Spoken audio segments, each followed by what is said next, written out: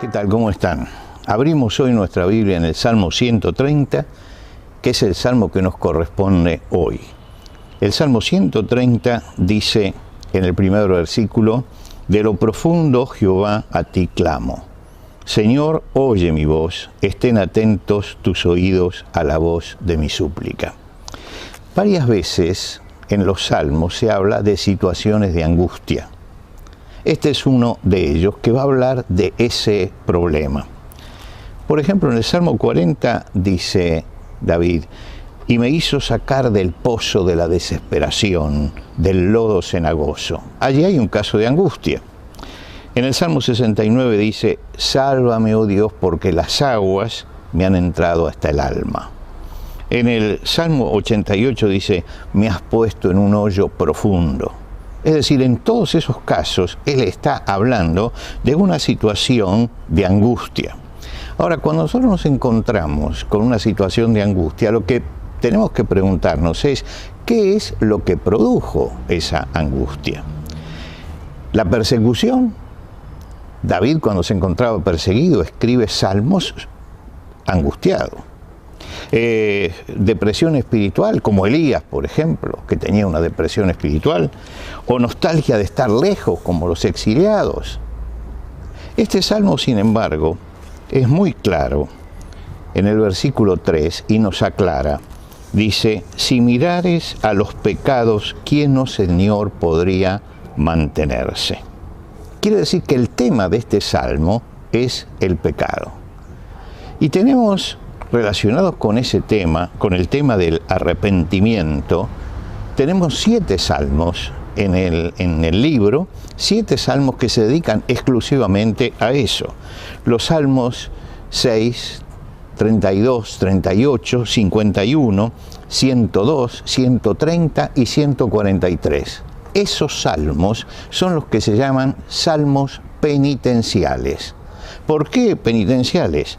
Porque muestran la conciencia de pecado. Y este salmo, el 130, justamente muestra esa conciencia de pecado. El tema del pecado es un problema indeseable, pero que aparece en la vida del cristiano. Y el apóstol Juan, en su primera carta, dice: si decimos que no tenemos pecado, nos engañamos a nosotros mismos y la verdad no está en nosotros. Dice además que hacemos a Dios mentiroso. Ahora, no solamente fuimos pecadores, sino que somos pecadores. El mandato es: hijitos míos, no pequéis. Pero si alguno hubiere pecado, lo que quiere decir que aparece allí el pecado como un resbalón en la vida, como una equivocación, no como una práctica constante. Dice: si alguno hubiese pecado, abogado tenemos para con el Padre, a Jesucristo el justo. Y la solución nos la da en el capítulo 1 de la primera carta de Juan. Él dice: si confesamos nuestros pecados, Él es fiel y justo.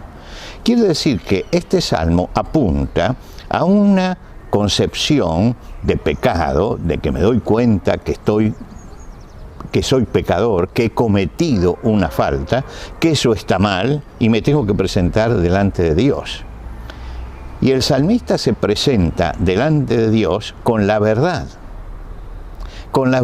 de que si él persiste en esto, si esto está aquí, en el pecado el hombre no puede mantenerse en pie, mantenerse derecho, mantenerse firme delante de Dios. Entonces en el versículo 3 él dice: Señor, si mirares a los pecados, ¿quién, oh Señor, podría mantenerse? ¿Quién podría mantenerse? ¿Quién podría estar parado si mirases a los pecados? Está rechazando la autojustificación. ¿Por qué? Porque en general la autojustificación es: sí, es verdad, he pecado, pero... y ahí viene una explicación. El salmista no pone ninguna explicación. Dice: yo sé que habiendo pecado no puedo mantenerme en pie. Inicia el camino de la restauración, pero en ti hay perdón para que seas reverenciado. En ti hay perdón. Ahora fíjense, este es un canto de las subidas, es un canto que se cantaba y aparece, así como aparece en otros temas, aparece también este tema, que es un tema importante. Ellos están considerando también su condición de pecadores. y están hablando de experiencias que forman parte de la vida, y no lo hacen para contar la experiencia, sino para mostrar cuál es el camino de salida. Por eso dice, pero en ti hay perdón para que seas reverenciado. Están en un estado de arrepentimiento y ellos entienden que cuando uno se arrepiente delante de Dios, entonces la misericordia de Dios lo alcanza. Tiene que ir contrito delante de Dios. Acá hay una cosa que a veces no se diferencia, pero que es importante diferenciar. Una cosa es la contrición. La contrición es el dolor por haber obrado mal y haber transgredido un mandamiento de Dios. Me duele que yo haya hecho esto transgrediendo el mandamiento de Dios. Eso es contrición. Ahora, está la atrición. La atrición es otra cosa. Es la persona que se arrepiente, pero por las consecuencias. Que se arrepiente por los resultados. Que se arrepiente porque lo descubrieron, tal vez.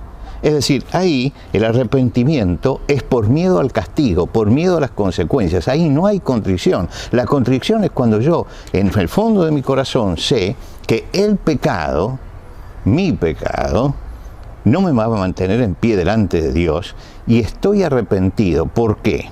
No por las consecuencias. Estoy arrepentido porque fallé a los mandamientos de Dios.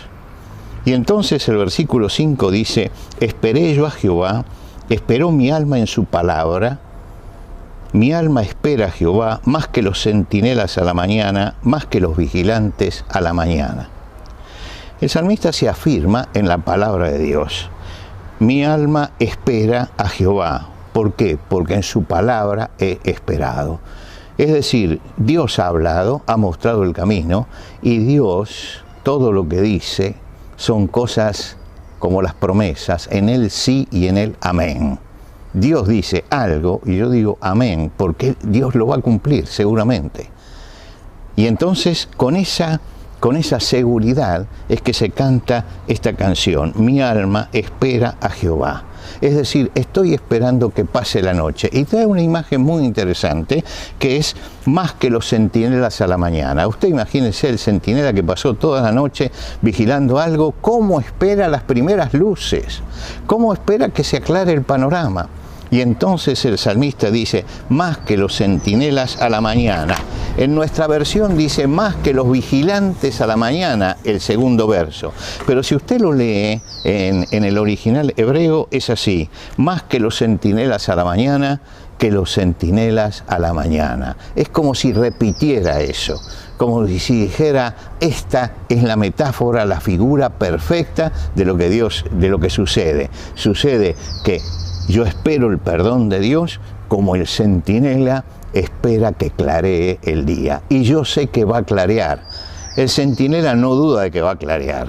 Sabe que va a clarear. Y él entonces con ese espíritu es que se acerca delante de Dios. Sabe que saldrá el sol. El versículo 7 dice, espere Israel a Jehová, porque en Jehová hay misericordia y abundante redención con él. Y él redimirá a Israel de todos sus pecados. Y esta es una conclusión general, es la conclusión para todo Israel, porque está todo Israel recordando eso, recordando que van al templo pero que son pecadores y que Dios es un Dios misericordioso. Y dice, en el Señor hay misericordia y en el Señor hay libertad. ¿Por qué? Porque dice, en Jehová hay misericordia y abundante redención. ¿Y la redención qué es? La redención es la libertad. Es el rescate que se paga para la libertad.